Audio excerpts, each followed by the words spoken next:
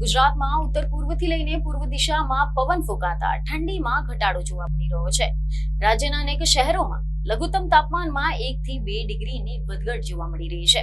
નલિયામાં રાજ્યનું સૌથી નીચું તાપમાન 13.2 ડિગ્રી નોંધાયું છે, જ્યારે અમદાવાદમાં 19 ડિગ્રી અને ગાંધીનગરમાં 18.8 ડિગ્રી તાપમાન નોંધાયું છે। હવામાન વિભાગે આગાહી કરી છે કે હાલમાં તો અરબી સમુદ્ર તરફથી ગરમ અને ભેજવાળા પવનો આવતા હોવાથી કડક ઠંડીનો અહેસાસ ઓછો થઈ ગયો છે। તો બીજી તરફ ઉત્તર ભારતના રાજ્યોમાં ગાઢ ધુમ્મસ, વરસાદ અને બરફ વર્ષાનો વધુ એક રાઉન્ડ પણ શરૂ થયો છે। ભારતીય હવામાન વિભાગની એવી આગાહી છે કે યુપી, ઉત્તરાખંડ, એમપી, બિહારમાં ગાઢ ધુમ્મસ છવાશે, જ્યારે રાજસ્થાન, ઉત્તર પ્રદેશ અને દિલ્હીમાં મોડી રાતથી જ વરસાદ થઈ રહ્યો છે। હિમાલયના રાજ્યોમાં પણ વરસાદ અને બરફ વર્ષાનો વધુ એક રાઉન્ડ શરૂ થઈ ગયો છે। હિમાચલના શિમલા, મનાલીમાં સિઝનની પ્રથમ બરફ વર્ષા થઈ છે અને આગામી 5 દિવસ દરમિયાન ઉત્તર પશ્ચિમ ભારત અને બિહારમાં સવારના સમયે ગાઢ ધુમ્મસ છવાયેલું રહેવાની આશંકા છે।